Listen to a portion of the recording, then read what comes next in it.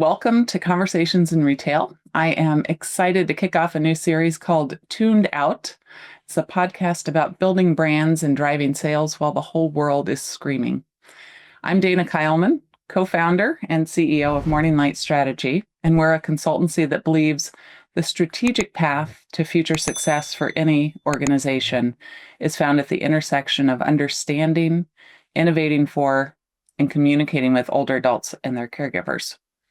And now it's my pleasure to welcome Dave McCaughan. Originally from Australia, Dave has spent over 30 years in the Asia Pacific region focusing on advertising and communications.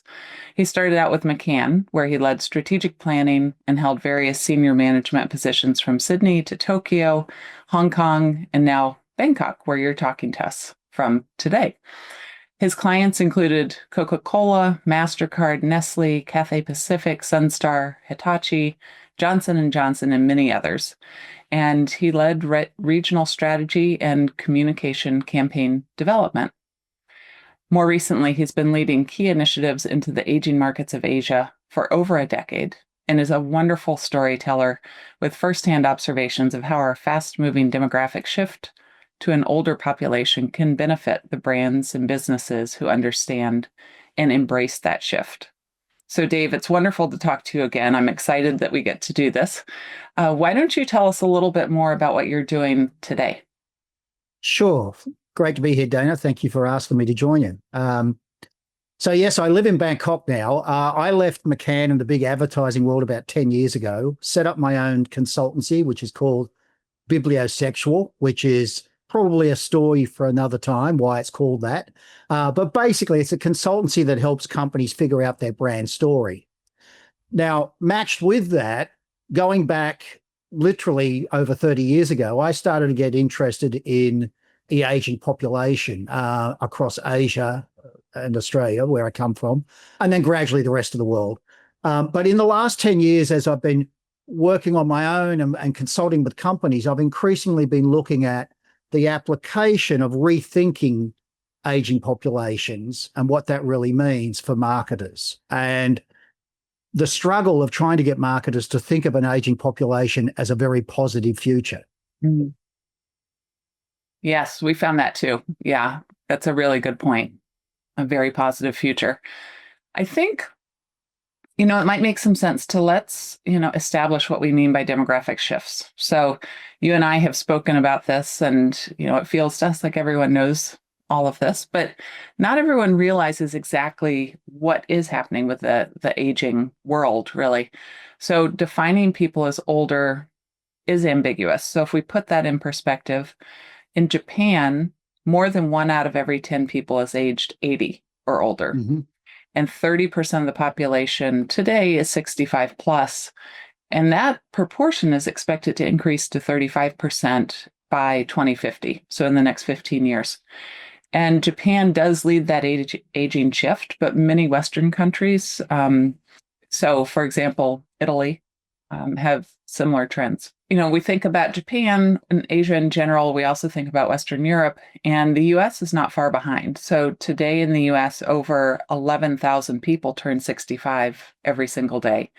So that's a large market size. Today, It's about 58 million people in the U.S. are age 65 plus, and that's anticipated to grow by 47% over the next 15 years to 82 million people by 2050. It's a large market. There's opportunity there.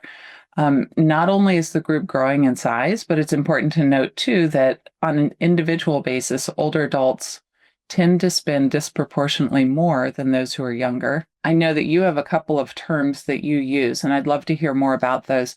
You refer to older adults as new life builders, and then you also talk about I'll let you pronounce retirement. Retirement. Yes.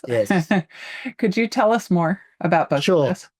Sure. So as I said, I actually started looking at aging populations in 1988, when obviously I was a very young man, right? And there's a long story why I got into it. But as about 30 years ago, I moved to Asia, first living here in Bangkok, but and then other places you mentioned, Tokyo, Hong Kong, etc. But I had a regional job looking across the region at all sorts of issues related to marketers and what marketers needed to know about people. So we started a program where for about 17 years, every Thursday night in 20 cities across Asia, we would run focus groups with a particular demographic. Now, we rotated 4 demographics. One was what you would call, I called identity builders, so young teenagers and early 20s, people in college, etc. Career builders, young single office workers, etc. Family builders, which were literally people in their 30s, 40s, going into their 50s, parents with kids, mortgages. But most importantly, right back then, and this was started in 1996, we started this program and we got started talking at least once a month in focus groups across the region to people 55 to 75. And very early on, we identified them as new life builders. And I can remember the first time I went to the headquarters of the company I was working for in New York, and I was explaining the program, and literally everybody's, first of all, why are you bothering to look at these people that are old, 55 to 75? And secondly, why do you call them new life builders, right? Because they're retirees or near retirees. And I said, well, the problem is that when you actually talk to people, and in my experience now of doing this for 30 years, it doesn't matter whether I'm talking to upper middle class people in Chicago, where you are, Dana, or people up country in a village in Thailand. People in that age group everywhere have an attitude of what's next in life. What am I going to do tomorrow? What am I going to do next year? And of course, over the last 30 years, whether you're in the States or Japan, as you mentioned, or here in Thailand or Indonesia or India or France or anywhere else, most people now know that if they get to live to be 60, they're probably going to live to be 70 or 80 or older. Mm-hmm. We all know that more and more people are living into older and older age groups. And so at your 60s now, people are sitting there and going, I've got 25 years to live. Mm-hmm. I use the statistic that if you were a Japanese woman, Dana, and you turned 60 today, on average, you would live to be 97. Wow. So at 60, you have more than half of nearly 40% of your life to live. Yeah. And more and more people are aware of this. So they're asking, well, what can I do? Now, of course, sometimes when you're from the West, we think of, retirement, for example. Oh, well, you get in your 60s and you retire. But that's a very, if you like, upper middle class Western concept of, well, you can retire because you've got an income that will allow you to do a bit of travel and sit around and fish all day or, whatever. Most people in the world don't have that income, but most people are seeking what to do with their life. So one of the things we identified was call them new life builders because that's what they are really focused on, their next stage of life, that next 20, 30 years. And then we came up with this term retirement because when we started investigating concepts of retirement, we found out that whether people were planning to go into perhaps the traditional concept of full-time retirement, living off a pension or, or with their savings or something, or whether it was slowing down or whether it was like, well, I'm only going to work part-time or I'm only going to do as much as I need to from now on. But people were constantly saying, I need to find new things to do, retry things. Mm. And the best example of that was in 2007 in Japan. In that year, the first of what they call the decode generation, which are sort of the equivalent of the baby boomers in the US, started to retire. In those days in Japan, it seems a long time ago now, nearly 20 years ago, in Japan, the retirement age was 60. So you suddenly had about 1.5 million Japanese men retiring at 60 in 2007. And what was really interesting in 2008, we discovered what was the fastest growing category of product in Japan in that year. Mm-hmm. And it was electric guitars. And everybody went, what? And then we figured it out. It was all these 60-year-old guys who suddenly didn't have much to do. So they were retrying, putting the old band back together from when they were in college. And they were forming what I guess in America you would call garage bands, right? Mm-hmm. uh, and reforming them, relearning to play guitar, let's retry to put the band back together. Yeah. And from that, we got this idea of retirement, which was to say that we kept on encountering people in these age groups of late 50s through to 60s, 70s, etc., who in big ways, it might be retrying to see the world by going on the big global cruise if you could afford it. It could be the trip to Hawaii that, we'd always tried to do but never got to do properly. It could be retrying to cooking lessons. It could be, and the best example of retirement I've ever come across was last year in Seoul in Korea. It was reported widely that most middle-class people in Korea, when they retire, can't afford overseas travel. They can't afford the big things you might think of.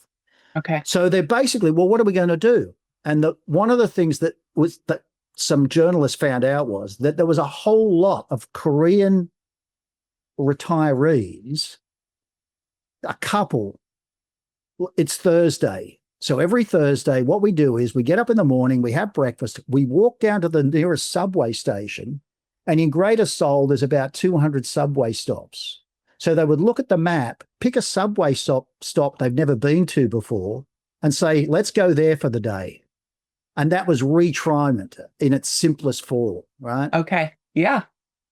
I love that whole notion because that is the opposite of how so many marketers think about older adults, as being really fixed in their habits and unwilling to explore and do new things. And what you're talking about is the exact opposite.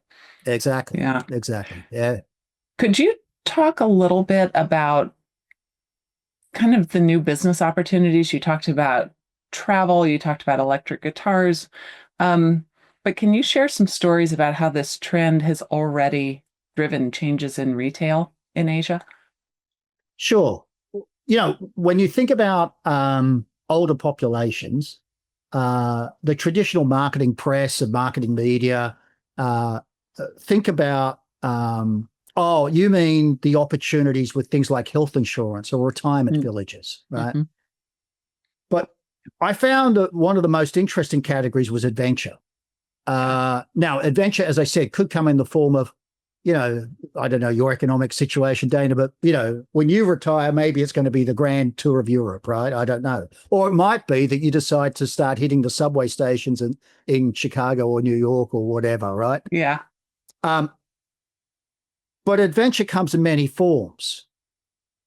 Now, one of the most interesting things that I encountered was that I guess I really hadn't thought about until I saw this in action about 20 years ago, was how important it is to keep on eating. Now, I don't mean eating to survive. I mean eating to enjoy. Mm. When my wife and I lived in Tokyo, she had a very good friend she made who was a Japanese lady in her 70s who had a habit of every Thursday, she went to a different restaurant and had lunch at a different restaurant. Every Thursday. And she's been doing this now for like 20 years. Now, if you live in Tokyo, the biggest city in the world, there's an endless stream of restaurants. So you can literally do that as long as for your whole life. But one of the reasons she did that was because she wanted to try something new every week, something new to eat. I love that. Now, around that same time, I was working with Johnson & Johnson, and one of the brands I was working on was Listerine. And Listerine in Japan had a problem because basically the market for mouthwash was flat. There was Listerine, two local competitors. They'd had the same business, the same market share for a few years. And one of the reasons for that was that just about everybody under 60 had tried mouthwash and either decided to use it or not use it, and then stuck with their brand.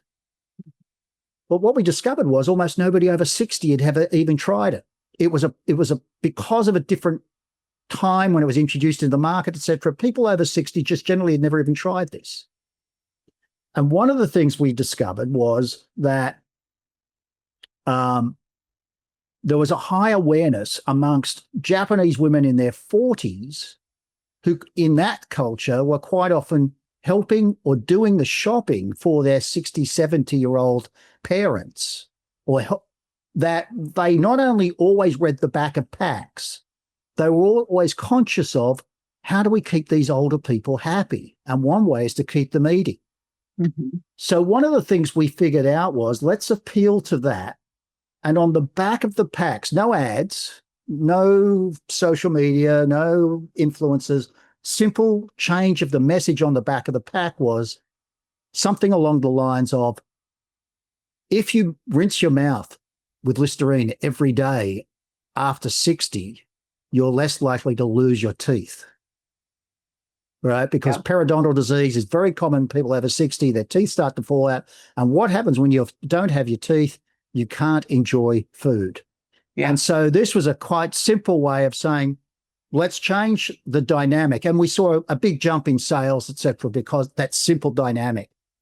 The important thing was understanding shopping, who was doing the shopping for some of these people, who was advising them, and who was some of the caregivers that were really worried about, how do we keep older people really happy and enjoying their food, because that keeps them happy, right? Mm-hmm. And also understanding, by the way, we come across the statistic that a typical Japanese grocery shopper was something like 3 times more likely to read the back of the pack of a typical American shopper. So this is why we focused on the back of the pack, if you like.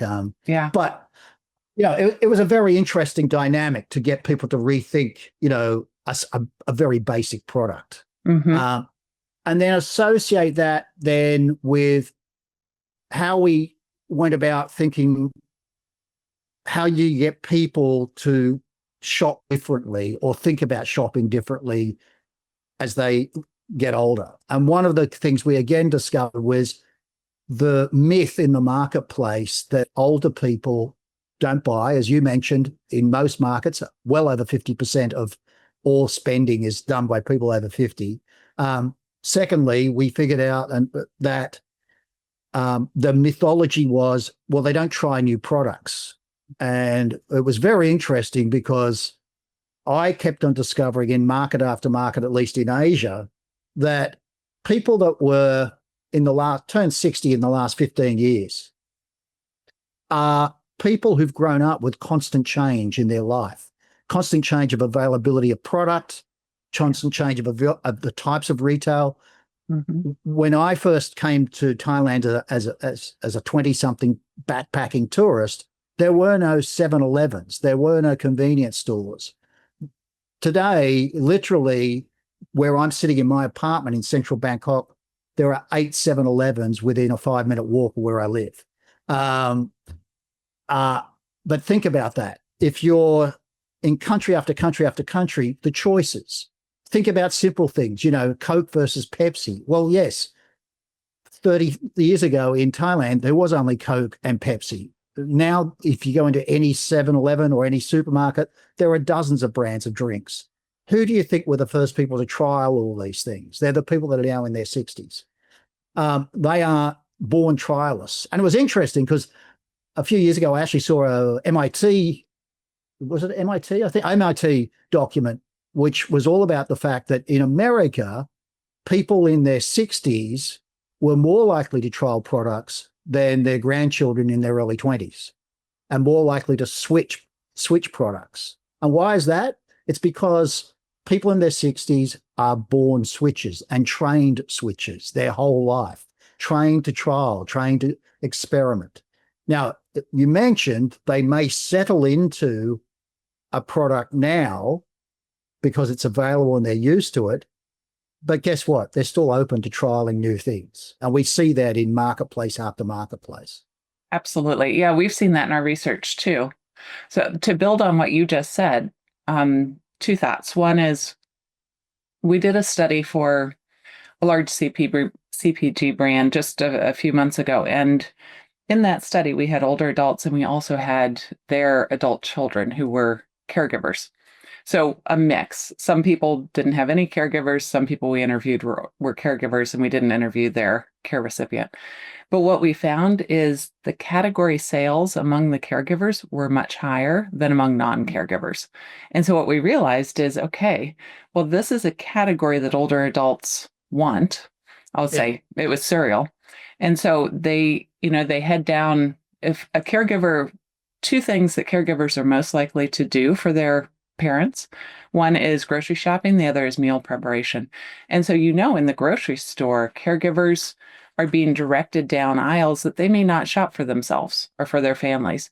You also know that so many caregivers, roughly about half of them, depending on how you're defining the sample, but about half of them also have kids of their own at home under 18.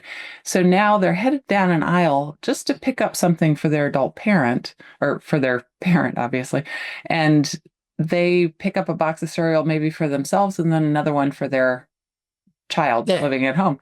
So all of a sudden you've got three purchases from one person who probably wouldn't have gone down that aisle at all. So understanding that shopping dynamic is big. Understanding that dynamic is big. Understanding the whole caregiving thing. I mean, one of the interesting things is when we talk about caregivers, and if we were having this conversation 10, maybe even 5 years ago, 90% of the audience would be going, what's a caregiver? Because this is a term that's really come into vogue a bit before COVID and especially over COVID, right, in the general public. What you've got to remember is if you go back to, say, a place like Japan, Korea, Hong Kong, the typical caregiver is in their 60s. They're taking care of their 80-something. And in Japan, it's quite common for a caregiver in the 60s to not only be taking care of her own mother and mother-in-law who are in their early 80s, but quite often her grandmother who's 100. Yeah. And so quite often, we tend to sometimes get carried away. Well, caregiver, you're talking about like a 40-year-old mother with an 18-year-old kid. No, quite often it's a 60-year-old woman with a 82-year-old mother. And that's the action too. So we've got to be pretty broad-minded when we talk about people in their 50s and 60s and 70s. It's not that they're the ones receiving the care most of the time. It's quite often they're still the ones giving the care. And that's one of the dynamics that we're seeing in play more and more, particularly in parts of Asia, southern Europe, etc., where that we've got these extreme longevity starting to take over the population balance.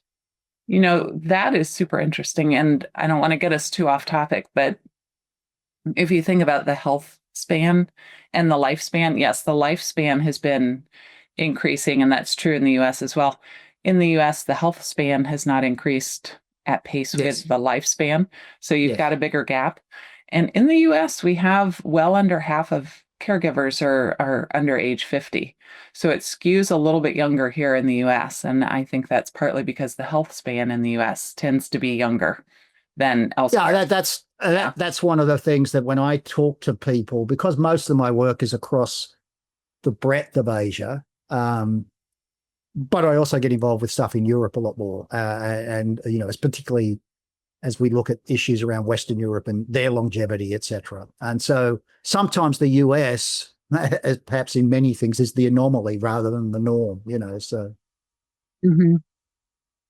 Let me get us back on the topic of retail. And I wanted to ask you about brick and mortar versus online shopping, because a lot of what we hear as, when clients come to us, there is a general assumption that older adults are not going to be using technology. So they're not going to want to, maybe it's download an app or just shop online in general. So we know that's not true. We know that older adults do use certainly smartphones at rates that are comparable to younger populations. And when we say older adults, in that case, we're talking about, in our research, that's been defined as age 65 to 85. So what do you know? What can you tell me about online versus brick and mortar shopping for older adults? Sure. Well, first of all, you're right. I mean, can you really think of somebody in this that's 69 that doesn't have a phone? Right. Where would I be without my phone? Right. And it's not a function of the fact that, I'm in marketing and I've been in international work and all this sort of stuff. This is just normal for people. Right. I mean, whether you're talking in India or you're talking in Indiana, it doesn't really matter. If you're 60, 65, 70, you've had a mobile phone for probably 20 years, right? Now, those phones may not always have the same apps on them And you may not be inclined to want all of the apps and the different social activities that your grandkid has. But by the way, when you were 18, did you watch and listen to the same radio stations and TV stations that your parents or grandparents watched? Well, of course not. We sometimes forget that having access to the technology doesn't mean we all do the same thing. We do things according to what we're interested in. What we have seen with in parts of Asia, of course, is the quick adaptation of tools that allow you to shop easier. In the last week, I was astounded to see a post on LinkedIn from somebody in America talking about this newfangled thing called QR codes. And, why is it that suddenly people are using them? And I posted back to say, well, first of all, QR codes have just had their 30th anniversary. When I was working in Japan 20 years ago, every single ad we made had to have a QR code on it because it was just normal practice. So the technology has been around for a long time. Some markets are just slower to pick it up than others. In Asia, what we've seen is a very fast pickup of things like QR codes and other online tools, other apps. You all probably know China is by far the most advanced app market in the world when it comes to shopping, and the way about you use your phone for shopping. It's been that way for over a decade now, leading the way. What's interesting is that we saw probably over 15 years ago, particularly in some categories, and I worked a lot in the beauty category. I know looking at my face, you wouldn't guess that. But what we saw in some key Asian markets over 15 years ago was the big debate starting up about department stores and the fact that department store sales were primarily driven by beauty and fashion, and sales were going down, right? And daily and weekly and monthly sales. And so my clients and other clients were sort of, should we be in department stores? And what you had to point out was traffic flow had not stopped. People were going to department stores just as much. But of course, what they were doing was they were going to the counter, they were looking at the products, and then they were checking on their phone where they could buy it cheaper. Okay. Right? Now, we know that now as a common practice. 15 years ago, marketers had to be educated that, well, this means that there's a place for the real shop, the physical shop, and a place for the online shop to work together. Now, we call that omni-channel now, and we think we're all so smart, but it takes time to get used to this. What we have to remember, the people that were experimenting with omni-channel in the first place 15, 20 years ago are the people that are now in their 60s today. Yeah. Because back then they were the household shoppers, they were the up and rising middle class of Asia, etc., who were getting used to being able to go to department stores, make judgments, swap over, look at different sites. Hey, is it cheaper at this mall or the mall down the road? Do I do that? We also saw that with supermarkets. Now, I had the good fortune in Japan to spend about 7 years working on a major supermarket chain there. And one of the things that was very frustrating for the client was that in Japan, I'm sure you remember in the States where all the daily newspapers used to have, particularly on a certain day of the week, they'd have all the specials, those pages of ads, like 3 bananas for a buck, all that sort of stuff, right? Right, yeah. This was still paper-based. It was still paper-based. Uh-huh. And of course, that's very expensive. Okay. So what they were looking for was, how do we actually cut this back? And what happened was the conversion to people to simply to use apps to do it. So you could then, the reason why it was paper-based and maintained was because housewives in Japan would collect 8, 9, 10 newspapers, compare all the ads for 8, 9, 10 supermarkets and say, I'm going to get my bananas there, my apples there, my cornflakes here. But then they put together apps, which made it so much easier for you to do the comparison shopping on your phone and go, okay, now I know I'm going to go to this supermarket for this stuff, this supermarket for this stuff, right? And of course, if you're living in dense Asian cities, quite often there's 5, 6 options all within sort of easy distance from where you live. So, and remember, in Asia, most people and still do, they don't shop weekly. They shop daily or 2, 3 times a week. So it's smaller shops every time. You don't load the back of the car up with the week shopping. That's still not the thing here. Yeah.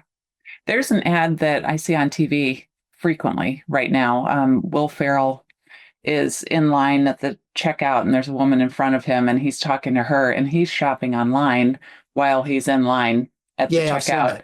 Yeah, you see the same one, and they start singing. Yes. Yeah. But this is the thing is, we sometimes forget that what we see as perfectly normal now in most things, and if you think about retail trends, what we think of as that's normal practice now has actually been sort of creeping in over 10, 20 years. So what you've got to go back to, who was the people that first encountered it? It wasn't the 25-year-old or the 35-year-old today. It was the 55-year-old 20 years ago when they were 35 and that's a new thing, so I'll try that, right? Yeah. Well, thinking about that, so we know that tech adoption happens, constantly throughout somebody's life. Everyone is always adjusting and upgrading and trying out new things. One of the things that we talk about is the idea of innovating for older adults and keeping them in mind, and then really developing and testing with them, and then using universal design and making sure that it's something that works well for everyone. Can you talk about some of the examples of that with UX and maybe shopping apps and things like that?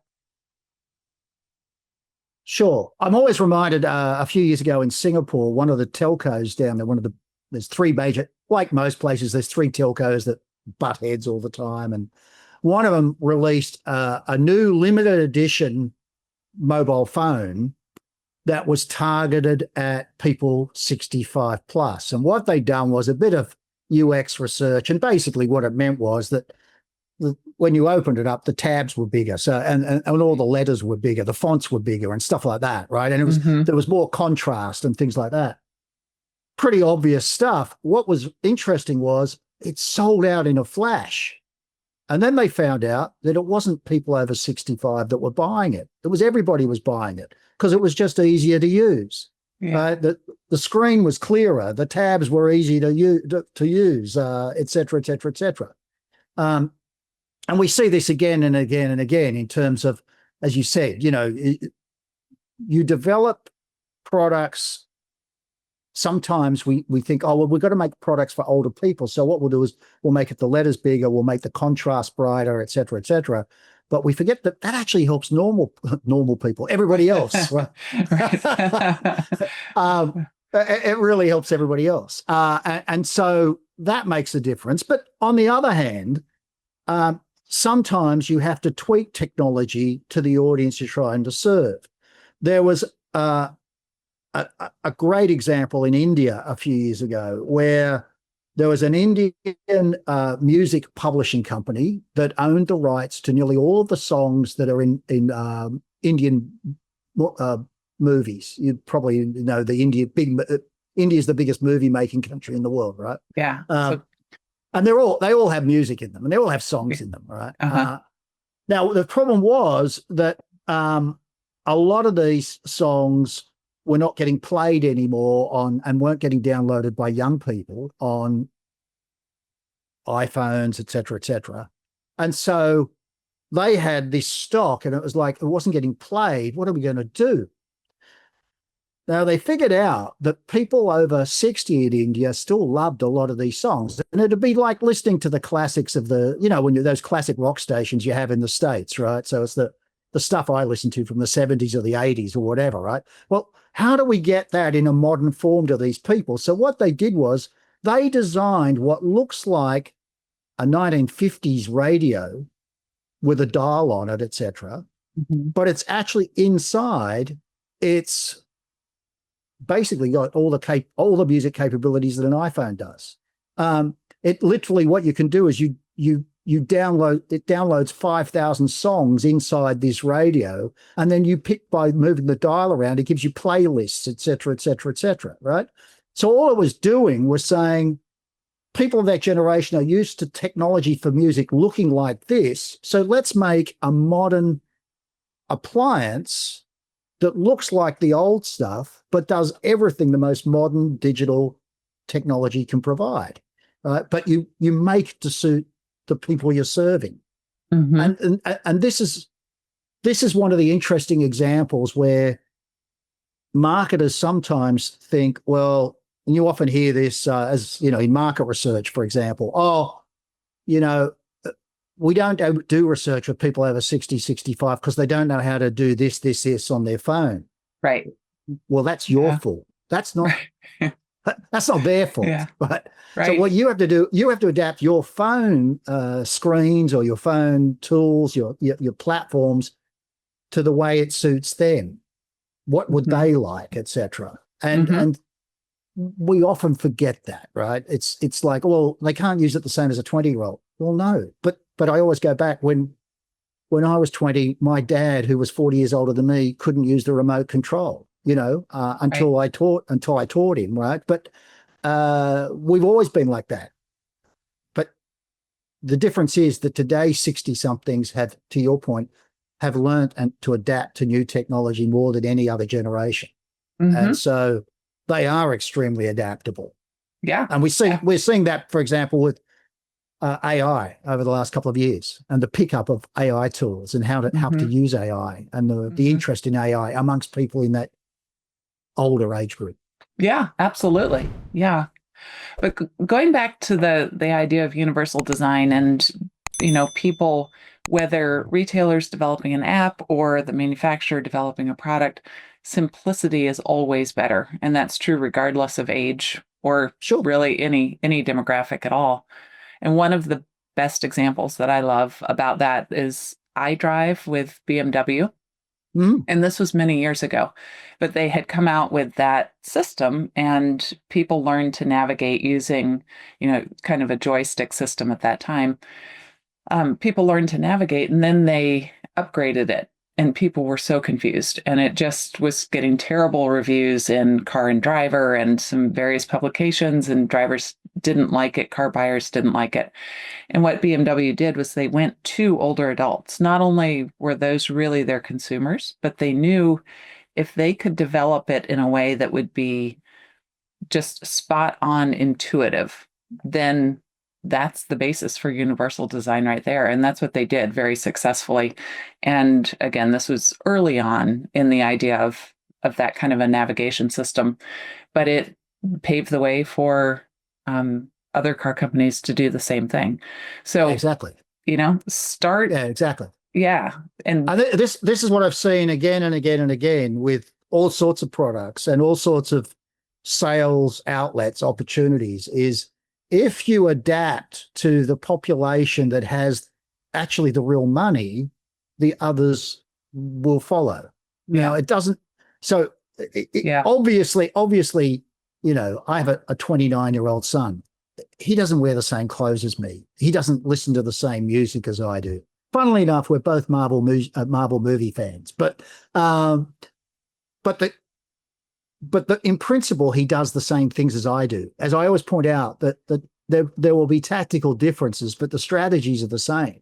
And what you need to do is just tweak it for the different age groups in terms of the tactics, the color of the shirt, the depth of the glasses, that sort of thing, right? So yeah, well, it's the basic human truths, and that's ultimately that's what we're trying to find when we do research and we're guiding clients. Is you find that nugget of learning that applies to people regardless of age, and that is going to be really powerful. That's what really helps to drive business. So for example, just today I was on a different a Zoom call, like we're doing to record this, but it was looking at a software package that libraries are using to both use as a catalog, but also to help people find what they want on the shelves.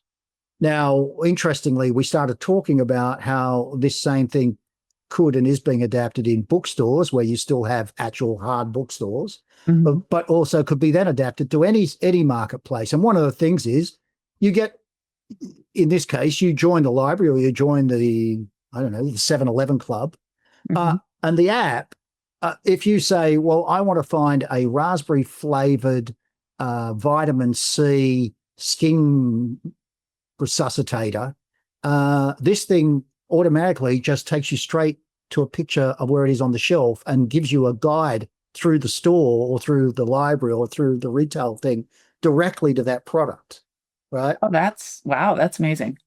Now, yeah, well, if you think about it, it's like as soon as you see it, you go, why didn't everybody think about this 10 years ago, right? Yeah. It's sort of the opposite because, I always use the statistic in Japan. If you go into a typical 7-Eleven store in Tokyo and you want a drink, there are something like 2,500 alternatives in terms of drinks on the shelves of a typical 7-Eleven, but they're not all in the drink section. So it depends. If you want a strawberry collagen,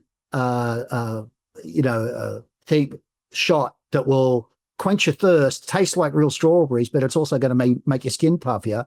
Well, that's on a different set of shelves, right? Or that's near the checkout, et cetera, et cetera, et cetera, right? So tools like that are things that, like the QR code, that in Japan now is taken for granted. The next stage is that, how do I find the exact product I want on the shelf? But then how do you combine that with, but how does it compare in price with not just 7-Eleven, but Family Mart or, C7 or any of the other alternative outlets? That makes me think of some other conversations I've been having about products specifically made for older adults and at retail. Where do you put them? So as an example, there are a lot of different products and technologies for aging in place. There are also some that are not technology oriented, but for example, board games. So board games that have been reimagined for older adults. And you would think, well, we could stock those in the toy aisle, but then they really do meet a different need, a different purpose. There's also adaptive clothing, that might use magnets instead of buttons or snaps, things like that. So thinking about the app that you were talking about, that would be really helpful because right now it's hard to find those items in the store. You don't know, where do you put these things? You might go to the clothing section of a Target or a Walmart and hope to find the adaptive area, but unless it's really marked, and you also don't know what you're looking for a lot of the time. Well, it's also a case too. It's also a case too that, how do you position it within the store? I mean, we've all seen that thing about, last year in Korea, adult diapers overtook children's diapers in sales, right? We've seen that in Japan a few years ago. Other markets have followed suit. Right. Do you put the adult diapers, the Depends, right next to the baby diapers?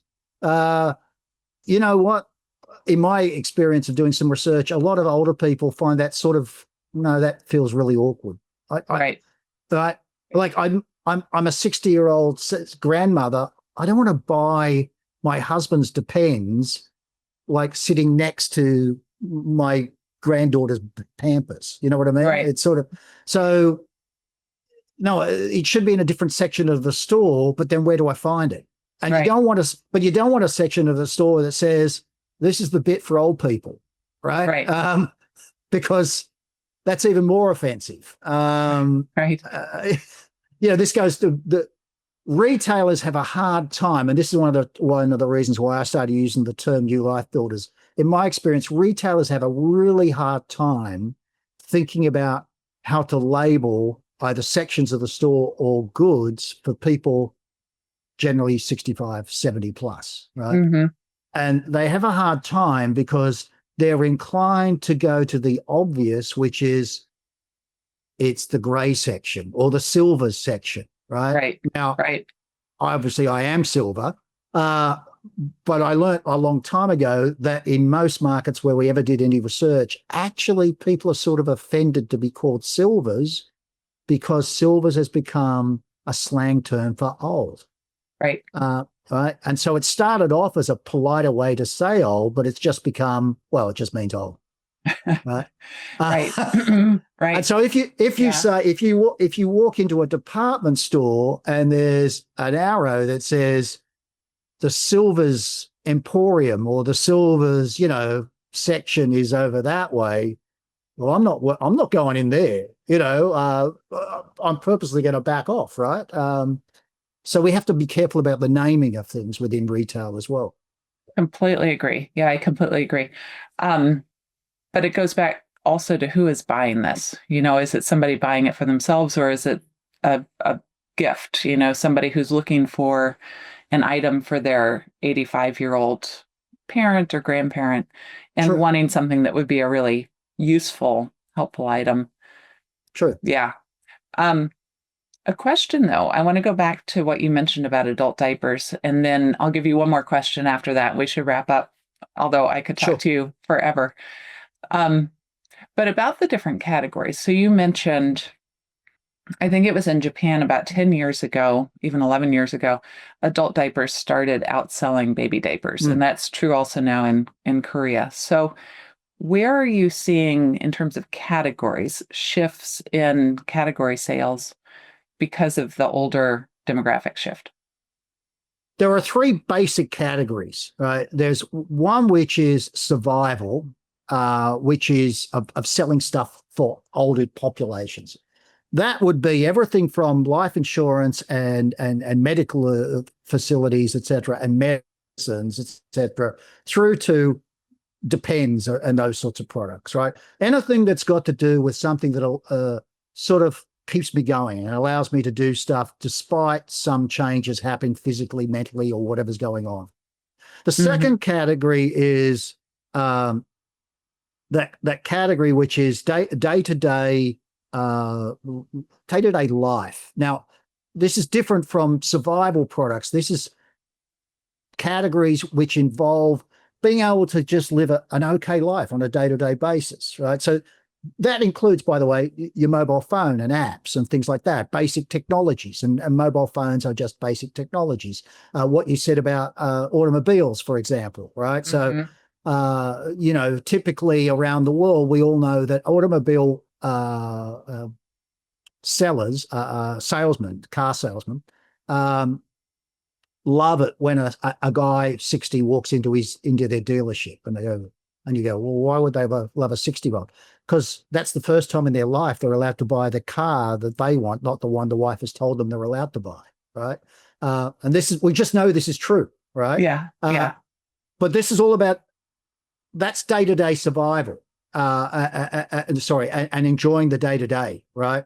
And then there's the adventures, and the adventures could be small adventures, big adventures, et cetera. And that's the things that you're not going to do on an everyday basis, but are going to be the things that make life sort of more interesting. And that could be, as I said, that could be the weekly treat at a different restaurant, or it could be the thing, as we're seeing, with cooking apps and stuff, and people getting into trying different types of cooking. And it's like, well, once a week, we're going to download off the Greek app how to make whatever, souvlaki or something like that, right? So what is a typical supermarket doing around that? One of the things that we've seen in most developed countries and a lot of other places is the expansion in supermarkets into international food sections. Now that's great if you happen to be, my wife's Italian, so that was great when they developed an Italian section in the supermarket here, because she could get the pasta directly from Italy. That's fantastic, right? But more importantly is for older people is access to things that they can experiment with. It could be different types of food. It could be different types of how to do the cooking, different facilities to do those things. A good example of that, if I go back again to Japan and I look at convenience stores, Family Mart, 7-Eleven, et cetera, is Family Mart over 15 years ago started going store by store, looking at the demographics within 300 meters of their stores. And the stores that had a high propensity to have people over 65, they cleared out the front of the store and they put in a cafe section where people could sit and have a coffee. That's the middle thing. That's the day-to-day thing. That's saying you're welcome to just sit here, buy a coffee, cheap, sit here and spend an hour just staring at the sky or nattering to your friend, and it's a place to just hang out, right? Yeah. And that was a really good thing of showing they got what was happening with the population. More and more people just wanting somewhere to just sit around, right? Have a coffee. Of course, it helped because they buy snacks and other things at the same time. But then they started also doing things that the CVS stores in Japan, at least, started to look at portions. And so, well, older people want smaller portions quite often of a lot of food products. Right. So they started selling smaller snacks or smaller portions for takeaway meals, etc., so that people could enjoy that daily function of having a snack or a takeaway meal, but not feeling like, well, I can't finish it all. Or, my wife and I both but we want something different. We don't want to have the same thing, but we used to have to get the same thing because we'd split it between us, right? So that sort of stuff, that they're real changes where retailers have started to figure out the dynamics of this shift and well, how do we adapt our product range? How do we adapt the way the stores are? Think about typical going to a department store in suburban USA. Where do you sit down, right? Where do you sit inside the department store? Well, usually they've taken away all the chairs and the benches, right? So what a couple of the big department stores in Japan started to do was to put them back in again, put places to sit inside department stores. Totally makes sense. Yeah. So because it's better to have them hanging out inside the store than not going in the store at all because it's too tiring to go there, right? That's exactly.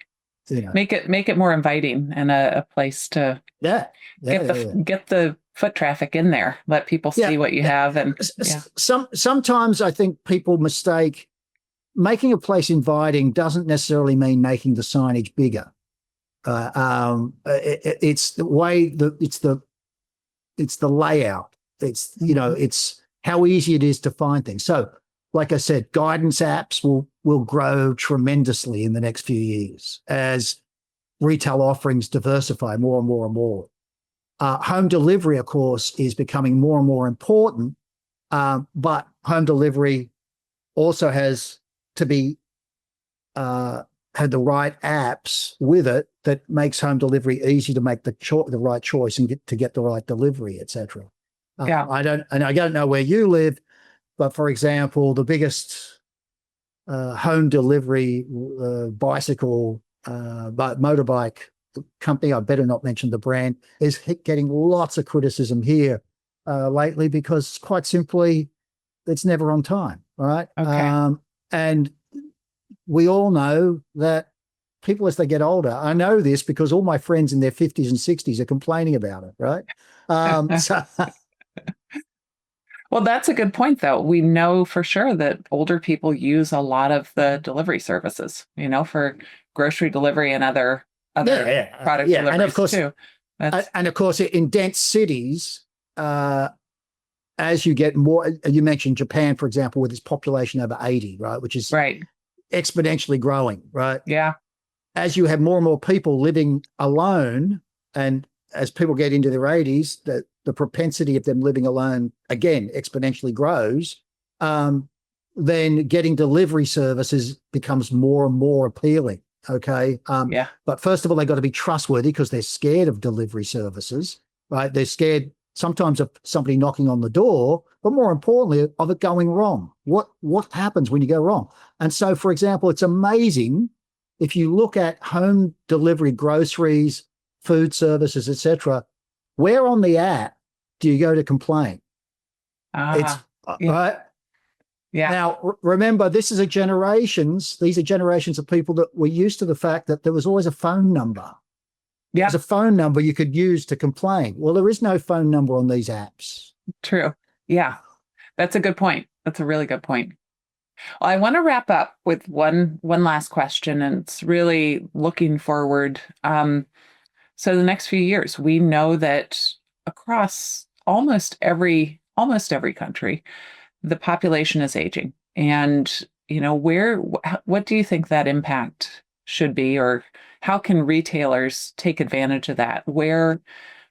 You know, where can they compete most effectively? What would you suggest? I think first off, my first advice is always you've got to get rid of your prejudice. Mhm. We still live in a world where Yeah, politicians, business people, retailers have a mindset that an aging population is a dying market. No, really an good point. aging Yeah, an aging population is a booming market, and I don't yeah, mean booming as in the boomers thing. I mean right. as in a growing It's marketplace. absolutely growing. Yeah. The other thing is that we have to look at it in a positive way in the way we treat it. So, as I mentioned before, get rid of the mythologies. Older people buy new products all the time. Hmm. They switch products. They trial things, right? Older people can adapt to technologies as long as the technologies are offered to them in a way they understand and they can understand why they should do it. Um, Once you get rid of those myths and you start doing those things, then that offers a lot of opportunity for growth. Um, the biggest issue, of course, is the mindset that we still have. And look, I give, like you, I give a lot of talks at marketing conferences and stuff like that. And one of the things I always do is I usually start it off with, I want you to close your eyes and imagine, you're 200 business people in some big room and you say, I want you to close your eyes and I want you to think about a typical 65-year-old. And then without opening your eyes, I'm going to tap you on your shoulder. I want you to start describing. I'll tap 3 or 4 people and they will literally start describing somebody that's like a stereotype from 20, 30, 40 years ago. Yep. Right? Because if you're talking to business people in their 40s today, when you say that, they start thinking when they were kids what their grandmother was like. Right. And you've got to go, and that's when I say, now open your eyes. Hey, I'm 69, and they go, oh, really? And you go, yeah, see, this is the point. Your image of what a 60-year-old, 70-year-old is really old fashioned. It's out of place today with where they are. Go watch, the Rolling Stones concert sort of thing, Uh-huh. that's where your head's got to be. Yeah, that's absolutely true. I think getting rid of the prejudice, being open to what the opportunities are for any business, the retailer, the manufacturer. And we know there are a lot of very tangible things that can be done in retail to attract older shoppers who are spending more. They're often buying for more than just themselves. If we think about, especially that period between, say, 45 and 65, you've got a lot of people buying for both older adults, their parents, grandparents, as well as their own kids. Yeah. And then, So of course, when they, and let's not forget, when they're 65, I'm not, but most people a lot of people are grandparents and they're starting to right. buy a lot of more expensive gifts for their grandkids, right? Yes.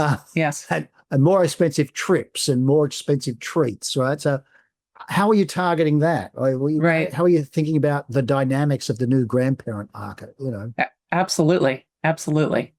Yeah, there has been some good research done on this. CVS did a study a few years ago, and they invited older adults to come into the store, and they observed how they shopped, and they made some really tangible changes to their stores. They changed the layout so the aisles didn't go the entire way down the store, but rather people could navigate more easily because the aisles broke in the center, Yeah. and so they could cut over to different aisles. They kind of created a pathway to the pharmacy, so it was easier to navigate and get there.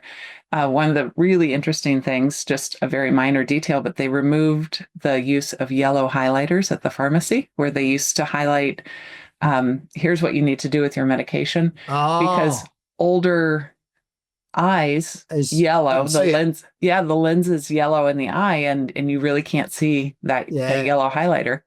Yeah. They backlit the credit card machine, which is useful to everyone. That helps Yes. everyone. And they created the shopping carts where you have the higher rack in the shopping cart, not just one deep shopping cart, Yes. because it's Yeah. so much easier if you're putting a 2 liter bottle of soda in there or a 6 pack of Ensure that's a little bit heavier. It's so much easier to lift out. Again, that helps everyone. That's not just useful for somebody who's 87 years old. It's useful for everyone. So I think that whole thing about planning and designing the retail space in a better way and the retail experience is so important. I'll just finish with one quick story. A friend of mine who used to do that in Singapore got a project from the Singapore Tourism Board about their tourism booths, where you go in, sort of information booths where you go, oh yeah. ask somebody like, how do I get tickets to this or whatever, right? And this is primarily targeted at the Chinese tourists flooding into Singapore, and that's great. And so he did the research and he came back and he said, look, your signage has got really better. People are answering the questions in a way that the Chinese tourists can understand, et cetera, et cetera, et cetera. He said, you've got one small problem. You've redesigned the store so they're more experiential in terms of the information thing. So you actually would stand in the middle of it. It was like you turned around and it was like an IMAX sort of experience of looking at all the posters and it was all really inviting and everything. And the front doors look great. There's only one issue. And what was the issue? Oh yeah, what's the issue? Nearly every one of your stores, it's 6 steps to get up, 6 steps to get into it. Mm-hmm. Right? Mm-hmm. And he sort of said, this is going to, people are literally, of course, he did street interviews with tourists and he was finding that not all tourists, but especially the older tourists will go, like, I'm not going to go in there because it's just too much hard work, right? The 6 steps was just that barrier, Yeah. And sometimes we forget about that, right? And of course, he said, these are not people in wheelchairs or cripples. It's just 6 steps. I'm not going to do that. Right. So the little things count. The little things count. And that's where you have to really understand the population. You can't look at it as maybe a 32-year-old, manager of the tourism office and say everything's good. You need to really understand it from the point of view of the people you're attracting. And I think just to wrap us up, I would say, I can't emphasize enough what you said about first, you've got to remove your prejudices. I fully agree with that. There's massive opportunity here, and so many businesses are overlooking it because that's just not where they think they want to focus. They're not understanding it. And, going back to what we talked about with technology, Asia has introduced a lot of technology ahead of the US. And so for us in the US, for retailers to look and see what's being adopted. You talked about store navigation. That could really be, there are so many ways in which retailers could use that to not only help shoppers, but also to help guide shoppers the way the retailer wants to. Of course. As well. And then, experimenting with different recipes. And I've seen many, many survey data points saying that people start cooking once they've got more time on their hands. And so understand who wants to shop those international sections and see what you can do to pull them in and appeal to them, because we know that that's the group of consumers willing to pay premium, whether it's for the smaller portions that you mentioned in convenience stores, or it might be the international foods. They're willing to pay premium. So figure out how to tailor your offer and really connect with that older consumer. Yeah, exactly. Make sure that your focus is on the fact that they want a more interesting life and they're looking to what's next in life. Yes. And how is your store helping them get to what's next? Yes. Whatever that might be. Huh? Yes. Let's leave it there. How is your store? And that's the call to action. How is your store helping people to get to what's next? So great stuff. Well said. Yeah, wonderful. Dave, it was terrific to talk to you. Thank you so much. Thanks for having me. Thanks, Dana. Yeah.